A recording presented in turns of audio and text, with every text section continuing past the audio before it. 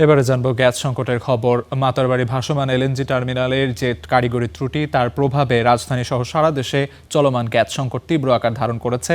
বিভিন্ন CNG filling স্টেশনে যানবাহনের দীর্ঘ সারি অপেক্ষার প্রহর গুনতে হচ্ছে চালকদের এবং যাত্রী ভোগান্তিও পৌঁছেছে চরমে।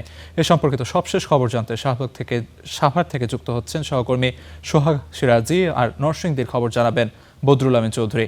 শুরুতে যাচ্ছি নরসিংদীতে। বদরুল, আজ সংকটের যে সবশেষ পরিস্থিতি আসলে কেমন এবং সিএনজি ফিলিং স্টেশনে আসলে গ্যাস দেওয়া হচ্ছে কিনা, দেয়া হলে ঠিক কত পিএসআই পর্যন্ত চাপে গ্যাস দেওয়া হচ্ছে, বিস্তারিত জানাবেন।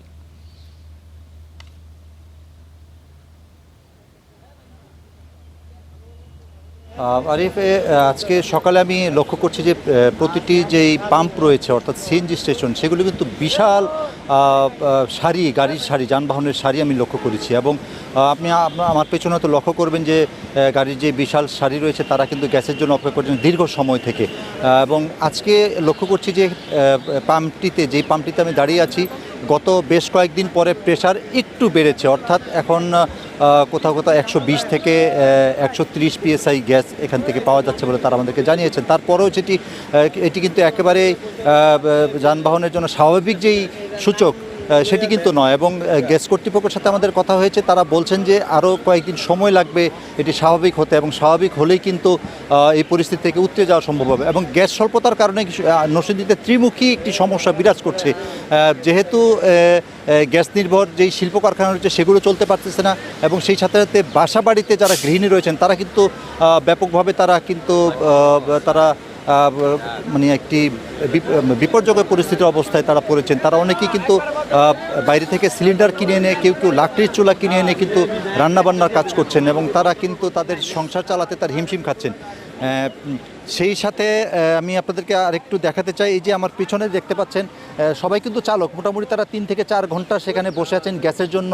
এবং গ্যাসের যেই দীর্ঘ সারি সেটি কিন্তু আর বলার অপেক্ষা রাখে না। নরসিংদীতে গ্যাস সংকটের কারণে কি পরিমাণ ক্ষয়ক্ষতির শিকার হচ্ছেন বা এই যে মানুষের যে ভোগান্তি সেটি কেমন আকার ধারণ করছে। আমি আগেই বলেছি যে ত্রিমুখী যে একটি সংকট সেটি কিন্তু বিরাজ করছে এই নরসিংদীতে।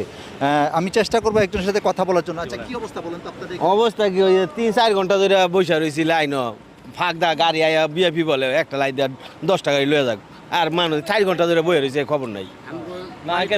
এইটা কি হ্যাঁ এক্সট্রা ভাবে একটা বিএপি রাখবো, একটা যারা লাইনে আছে এরা সারাদিন বসে থাকবো আর মধ্যে লয়ে যাবো। এটা বসে তাহলে আমাদের সারাদিন বসে তাহলে গ্যাসের লাগে, আমরা তো কাজ করে কর্ম করে খাওয়া লাগবো। আমরা তো পেটের মধ্যে অনেক কষ্ট। আমরা এই যে বিআরপি আসে গ্যাস নিয়ে থাকা, আমরা গ্যাস দেয় না, আমরা গ্যাস পাই না। আমরা ভাববো এই রাত্রে 3টার সময় আইলে আমরা সকাল 10টা-11টার মধ্যে বসে থেকে পরে আমরা সিরিয়াল আসে না। আমরা গ্যাস ছাড়া কীভাবে চলবো, কীভাবে কাজ করে খাবো? আমরা এরকম আছে প্রায় 15 দিন ধরে, আজকে এরকম ধরে 15-20 দিন ধরে আমরা কি করে চলবো, আমরা কি করে করবো? আমরা তো গাড়ি চালাই, সব সমস্যা। আমরা জি আমরা ভাড়া চালাই, আমরা তো গাড়ি জমা দিতে হয়। আমরা তো মালিকটা, আমরা ঘর থেকে জমা দিতে হয়, নাহলে তো আমরা চাকরি থাকে না, আমরা চাকরি চলে যায়। আমরা এখন কি করবো? আমরা এখন কি করে খাবো, কি করে চলবো আমরা বলতে পারি না। আমি আপনাদেরকে একটু দেখাতে চাই, আপনারা যদি সরেন, যে এই যে যানবাহনের যে সারি সেটি কিন্তু আসলেই একটি মানে এই নিত্যনৈমিত্তিক ব্যাপার হয়ে দাঁড়িয়েছে। এবং বিগত প্রায় 12 দিন ধরে কিন্তু এই সংকটাপন্ন অবস্থা থাকার কারণে সাধারণ মানুষজন কিন্তু এখন দুর্বিষহ জীবনযাপন করছেন। আমি আগেও বারবার বলছি যে ত্রিমুখী যে একটি সংকট গ্যাসের কারণে নষ্ট নিতে হচ্ছে, তার ফল কিন্তু ভোগ করছে সাধারণ মানুষজন। তো এই ছিল আমার কাছে নরসিংদী থেকে গ্যাস পরিস্থিতির সবশেষ খবর। বদরুল, আপনাকে অসংখ্য ধন্যবাদ। দর্শক, শুনছিলাম নরসিংদী থেকে। এই পর্যায়ে একটু যেতে চাই সাভারে, সেখানে আছেন সহকর্মী সোহান সিরাজি। সোহানা, আপনি যে এলাকাতে রয়েছেন সেই এলাকায় আসলে গ্যাস সংকট কেমন? সিএনজি ফিলিং স্টেশন, বাসা বাড়ি, শিল্প কারখানা সবকিছু মিলে আসলে গ্যাস সংকটের প্রভাব কেমন পড়ছে, বিস্তারিত জানাবেন।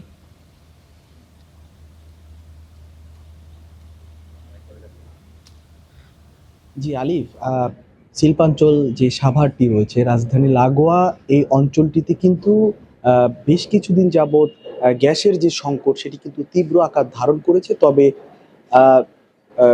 গত 2 দিন যাবৎ বলা যায় যে সাভারের বেশ কিছু এলাকায়, বিশেষ করে পৌরসভা এলাকায় কিন্তু গ্যাসের দেখা মিলেছে বলা যায়। আমি এখন যে জায়গাটিতে রয়েছি সাভার পৌরসভার 1 নং ওয়ার্ড রয়েছে আমি ছায়াবীথি এলাকায়, এবং আমার পেছনে আমি একটি কিন্তু বাড়িতে রয়েছি, বলা যায় শ্রমিক কলোনি বলা হয় এটিকে। এখানে আপনাকে একটু দেখানোর চেষ্টা করি যে এই যে আপনি দেখতে পাচ্ছেন যে গ্যাসের চুলাটিতে কিন্তু গ্যাসের দেখা মিলেছে। তবে এই বাড়ির মালিক যিনি রয়েছে তিনি কিন্তু আমাদেরকে জানিয়েছে যে গত দুদিন আগ পর্যন্ত কিন্তু এই লাইনে কিন্তু গ্যাস একেবারেই ছিল না। তবে গতকাল থেকে, বিশেষ করে বৃহস্পতিবার থেকেই কিন্তু অল্প অল্প গ্যাস আসছে, এবং আজকে বলা যায় যে এখন যে পরিমাণ গ্যাস আছে সেটা দিয়ে তাদের যে রান্নার যে কাজ সেটি কিন্তু তারা কষ্ট করে হলেও সারতে পারছে। তবে গত এক সপ্তাহ আগেও কিন্তু তারা এই রান্নাঘরের পাশেই তারা কিন্তু লাকড়ির যে চুলা রয়েছে সেই চুলা দিয়ে কিন্তু তারা তাদের যে রান্না বাড়ার যে কাজ সেটি কিন্তু তারা সেরেছে। এর পাশাপাশি সাভারে কিন্তু সিএনজি ফিলিং স্টেশন গুলোতেও গ্যাসের যে সংকট সেটি কিন্তু রয়েছে। আপনাদেরকে যদি একটু দেখানোর চেষ্টা করি, এই যে বাড়িটি রয়েছে এটি কিন্তু একটি শ্রমিক কলোনি বলা হয় এগুলোকে। এখানে কিন্তু অসংখ্য যে শ্রমজীবী মানুষ রয়েছে তারা কিন্তু এই ধরনের কলোনিতে বসবাস করে, এবং তাদের কিন্তু রান্না বাড়া করার জন্য এমন একটি কমন রান্নাঘর থেকে থাকে, এবং সেখানে তাদের রান্নার যে কার্যক্রম সেটি কিন্তু সবাই মিলেই কিন্তু দেখা যায় যে অনেকটা লাইন দিয়েই কিন্তু তাদের একের পর এক তাদের যে রান্না বাড়ার কাজ সেটি কিন্তু সারতে হয়। তো যখন এই ধরনের শ্রমিক কলোনিতে গ্যাসের সংকট দেখা দেয় তখন কিন্তু এখানকার বসবাসরত যারা বলা যায় একেবারে নিম্ন আয়ের মানুষ তাদের কিন্তু অনেকটাই কষ্ট হয়ে যায়, কারণ তাদের যে মাসিক যে হিসাবের টাকা সেই হিসাবের টাকা থেকে একটি সিলিন্ডার কিনা তাদের জন্য কিন্তু বেশ ব্যয় সাপেক্ষ, তারা কিন্তু সেটি কিনতে পারে না।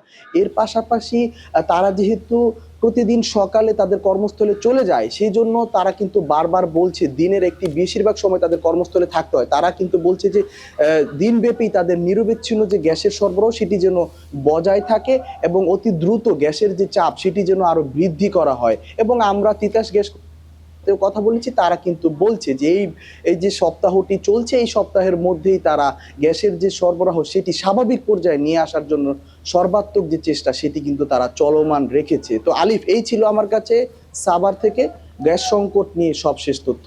সোহান, আপনাকে ধন্যবাদ।